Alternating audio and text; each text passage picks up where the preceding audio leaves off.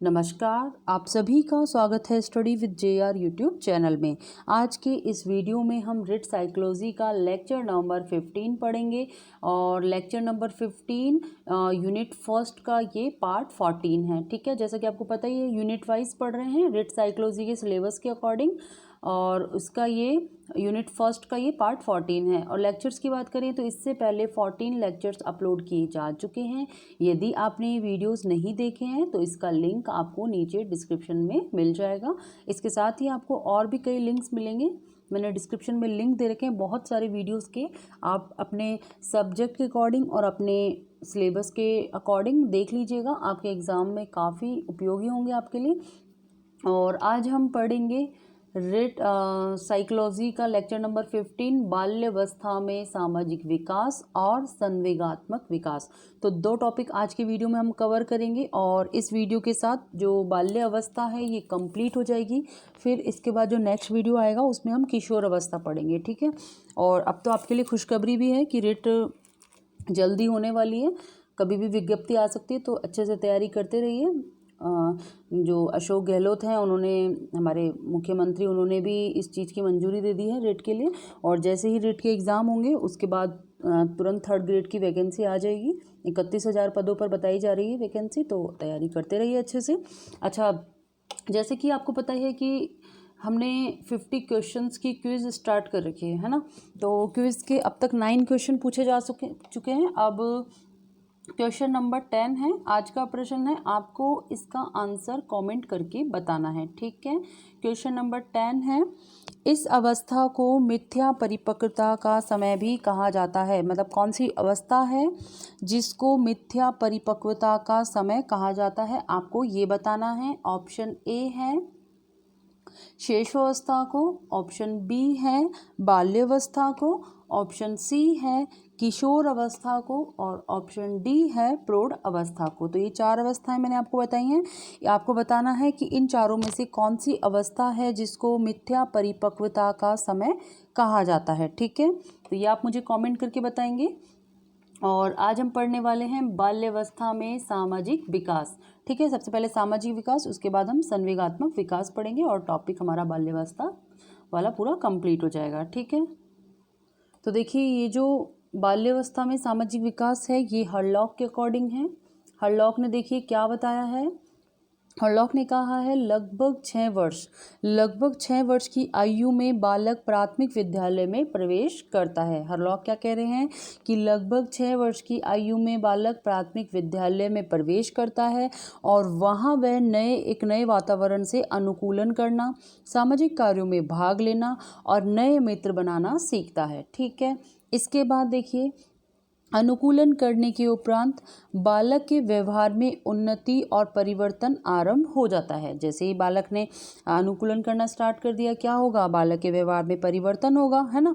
और उसके फलस्वरूप क्या होता है, उसमें स्वतंत्रता, सहायता और उत्तरदायित्व के गुणों का विकास होता है। ठीक है, इसके बाद देखिए तीसरा पॉइंट है कि विद्यालय में बालक किसी न किसी टोली का सदस्य हो जाता है, मतलब अपना ग्रुप बना लेता है वो, और यह टोली उसके वस्त्रों के रूपों, खेल के प्रकार और उचित अनुचित के आदर्शों को निर्धारित करती है। इस प्रकार बालक के सामाजिक विकास को एक नवीन दिशा प्राप्त होती है, टोली का सदस्य वो बनने लग जाता है। ठीक है, इसके बाद देखिए चौथा नंबर पे है सामाजिक गुणों का विकास। तो देखिए जो टोली है वो बालक में अनेक सामाजिक गुणों का विकास करती है। जो टोली उसने बनाई है, टोली का सदस्य हो जाता है वो बालक कौन सी अवस्था में, बाल्यावस्था में। तो यही टोली, ये जो ग्रुप है वो बालक में अनेक सामाजिक गुणों का विकास करती है। इन गुणों पर प्रकाश डालते हुए हरलॉक क्या कह रहे हैं कि टोली बालक में आत्मनियंत्रण, साहस, न्याय, सहनशीलता, नेता के प्रति भक्ति, दूसरों के प्रति सद्भावना आदि गुणों का विकास करती है। तो ऑल ओवर सारा जो भी सोशल डेवलपमेंट है वो सारा बच्चे में हो जाता है। इसके बाद देखिए 5वां पॉइंट है शिक्षक का सम्मान। अब देखिए इस संबंध में क्रो क्या कहते हैं, इस अवस्था में बालक अपने शिक्षक का सम्मान तो करता है पर उसका परिहास करने की अपनी प्रवृत्ति का दमन नहीं कर पाता है। ये क्रो कह रहे हैं, मतलब इस अवस्था में क्या होता है, बालक शिक्षक का सम्मान तो करता है पर क्या होता है कि उसका परिहास करने की जो प्रवृत्ति होती है ना, उसका दमन वो नहीं कर पाता इस अवस्था में। इसके बाद देखिए छठा पॉइंट है प्रिय कार्यों में रुचि। अब देखिए इसमें भी क्रो क्या कह रहे हैं कि इस अवस्था में बालक को अपने प्रिय कार्य यानी जो भी उसकी हॉबीज़ हैं, प्रिय कार्य मतलब हॉबीज़ आपने सुना होगा, किसकी किसी चीज़ में रुचि होती है, किसी को मेहंदी लगाना अच्छा लगता है, किसी को है ना क्राफ्ट का कार्य, मतलब अलग अलग सबकी हॉबीज़ होती हैं, किसी को डांस पसंद है। तो इस अवस्था में क्या होता है, बाल्यावस्था में जो बालक को अपनी जो हॉबी होती है, जो प्रिय कार्य होता है उसका, जो भी हॉबीज़ होती हैं वह बहुत अधिक रुचि हो जाती है उसकी, है ना, और वह बालकों और बालिकाओं के इन कार्यों में स्पष्ट अंतर दिखाई देने लगता है। लेकिन मतलब देखिए जो बच्चे होते हैं ना, बालक और बालिकाएं, तो उनके इन कार्यों में स्पष्ट अंतर दिखेगा। मतलब बालक की रुचि अलग कार्य में होगी, बालिका है तो उसकी रुचि अलग कार्य में होगी, ये ऑटोमेटिकली मतलब उनमें होने लग जाता है इस अवस्था में। कौन सी अवस्था में, बाल्यावस्था में, है ना। मतलब बच्चे की जो उसके प्रिय कार्य है, जो भी उसकी हॉबीज़ है उसमें इंटरेस्ट आएगा, उसको रुचि होएगी। और बालक बालिकाओं में ये डिफरेंस देखने को मिल जाएगा, जैसे कि बालकों को जीवनियाँ पढ़ना, बालिकाओं को वाद्य यंत्र बजाने में रुचि होती है। मतलब ये कहने का मतलब ये है कि अगर लड़का है तो उसकी रुचि अलग कार्य में होगी, लड़की है तो उसकी कार्य अलग, उसकी जो रुचि है वो अलग कार्य में होगी, है ना।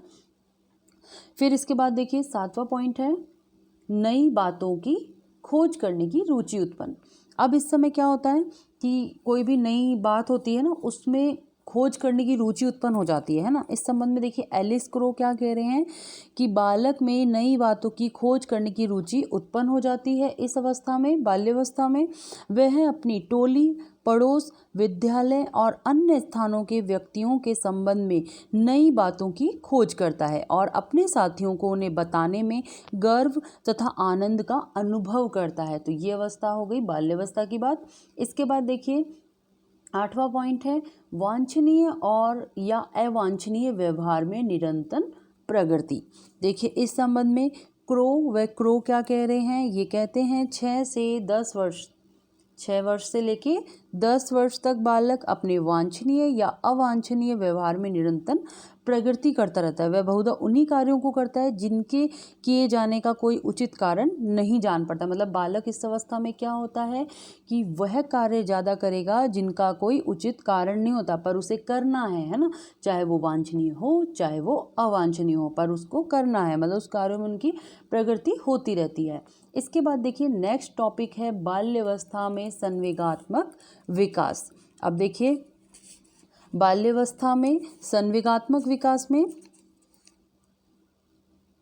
इस संबंध में क्रो देखिए क्रो क्या कह रहे हैं, क्रो ये कह रहे हैं कि संपूर्ण बाल्यावस्था में संवेगों की अभिव्यक्ति में निरंतर परिवर्तन होते रहते हैं। जितनी भी संपूर्ण बाल्यावस्था है उसमें जो बच्चा है ना, उसके संवेग की अभिव्यक्ति में क्या होता है, लगातार परिवर्तन होते रहते हैं। तो पहला पॉइंट हो गया संवेग अधिक निश्चित और कम शक्तिशाली। ठीक है, संवेग क्या होते हैं, अधिक निश्चित होते हैं और कम शक्तिशाली होते हैं। और देखिए जो भी परिवर्तन है, संवेग की अभिव्यक्ति में परिवर्तन हो रहा है बाल्यावस्था में, तो ये परिवर्तन किस प्रकार होते हैं, इनका बालक के संवेगात्मक विकास पर क्या प्रभाव पड़ता है, इन पॉइंटों को समझेंगे। सबसे पहला पॉइंट हमने देख ही लिया कि संवेग अधिक निश्चित हो जाते हैं, जो इमोशंस, संवेग यानी इमोशंस उसके निश्चित हो जाते हैं और कम शक्तिशाली रहते हैं। ठीक है, बालक समझने लग जाता है हर चीज़ को, और वे बालक की शेषावस्था के समान उत्तेजित नहीं कर पाते हैं ना। जो बालक होता है तो बालक में क्या होता है, शेषावस्था में क्या होता है, बहुत ही उत्तेजित होता है, तो वैसा नहीं होता है इस अवस्था में। जैसे कि मान के चलिए 6 वर्ष की आयु में बालक का अपने भय और क्रोध पर नियंत्रण हो जाता है। जैसे अब छोटा बच्चा है, शेष अवस्था चल रही है, अगर शेष अवस्था में जो बालक है उसके जो संवेग हैं वो नहीं उनको कंट्रोल कर पाता है ना।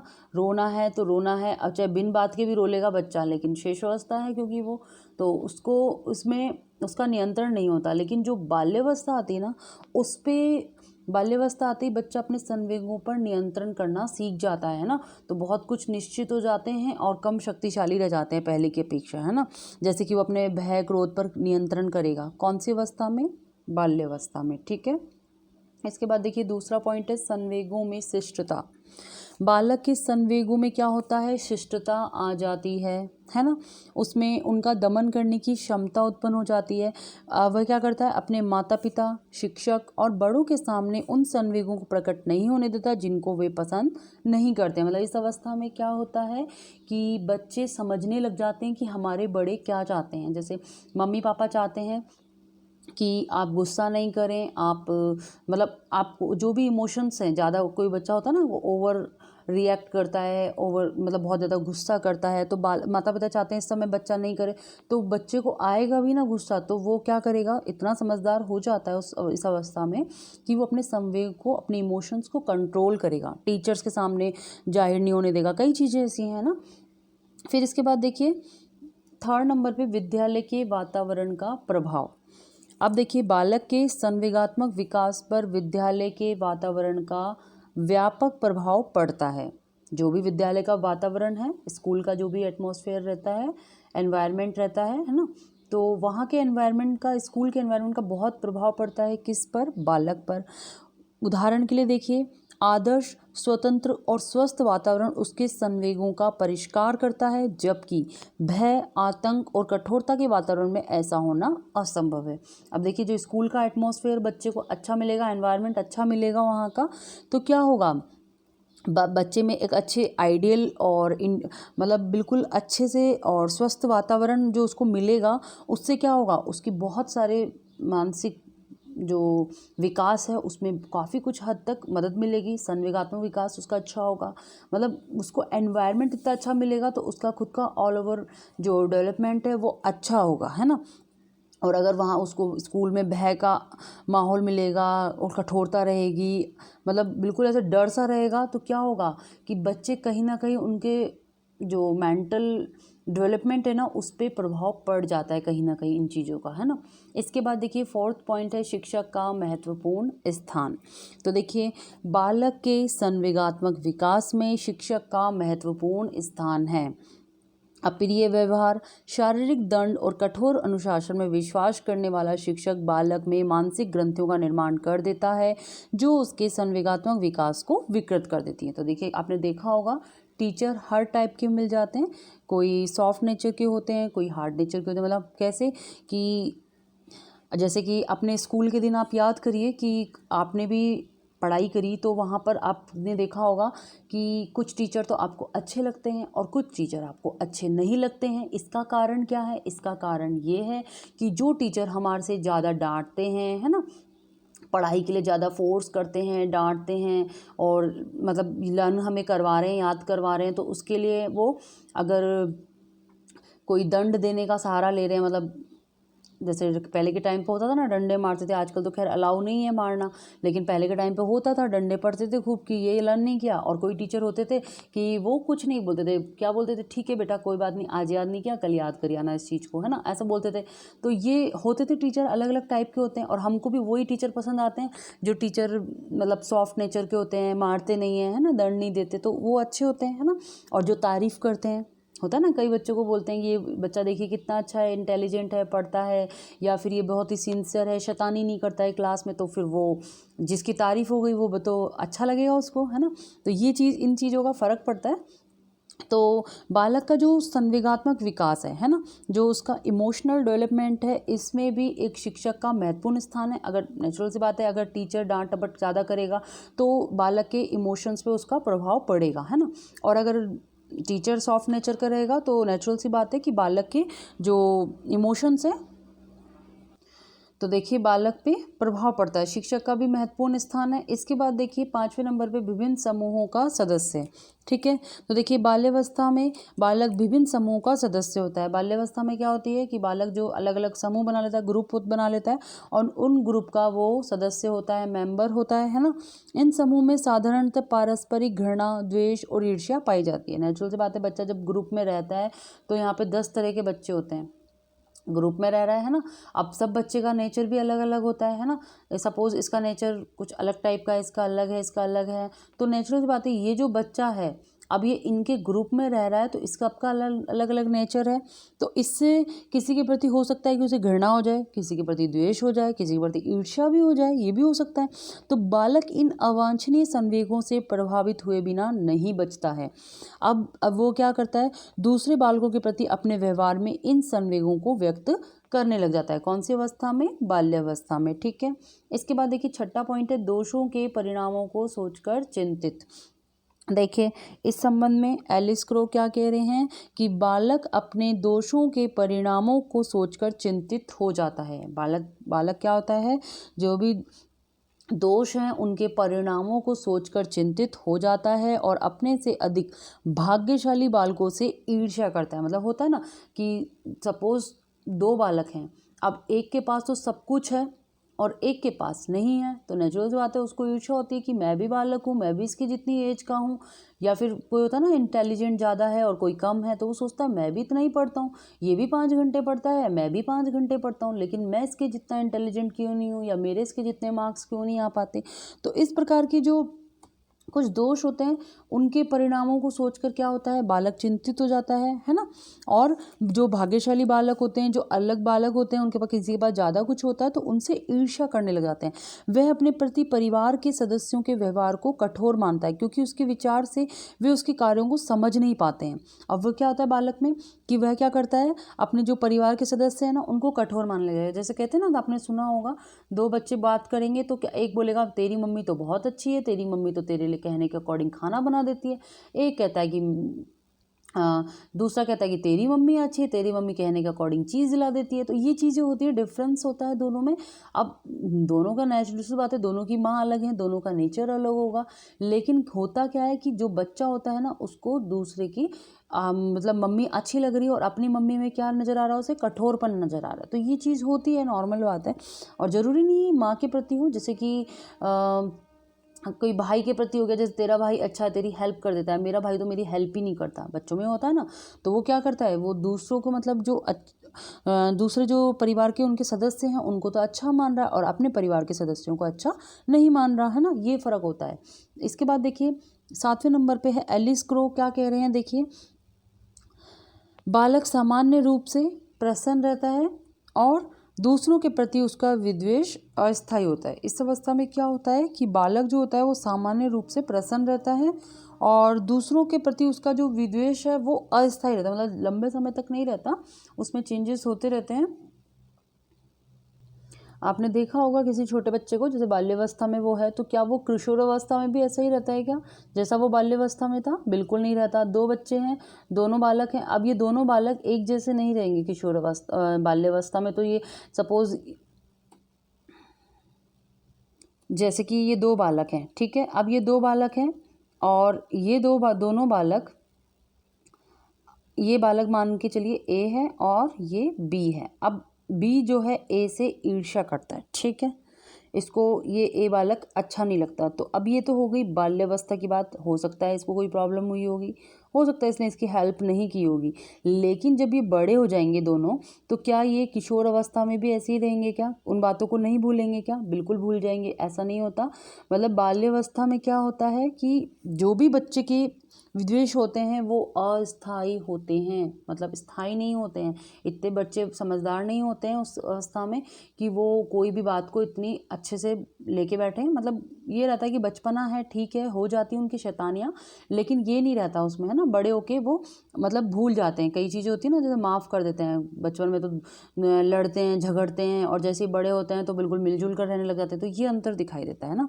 तो इसके साथ ही हमारा जो टॉपिक है बाल्यावस्था में संवेगात्मक विकास, और एक टॉपिक हमने पढ़ लिया सामाजिक विकास, ठीक है। तो इसके साथ ही जो बाल्यावस्था है ये कंप्लीट हो गई है, और जो नेक्स्ट वीडियो आएगा उसमें हम किशोर अवस्था के बारे में पढ़ेंगे। वीडियो आपके लिए थोड़ी सी भी हेल्पफुल रही और अच्छी लगी तो प्लीज़ वीडियो को लाइक कर दीजिए और ज़्यादा से ज़्यादा इसे शेयर कर दीजिए, और चैनल सब्सक्राइब नहीं किया है तो प्लीज़ सब्सक्राइब भी कर लीजिए। पास में आपको एक बेल आइकन दिखाई देगा, उसे भी प्रेस कर लीजिए ताकि वीडियोस जो भी मैं अपलोड करती हूँ उसकी नोटिफिकेशन आपको मिल सके। धन्यवाद।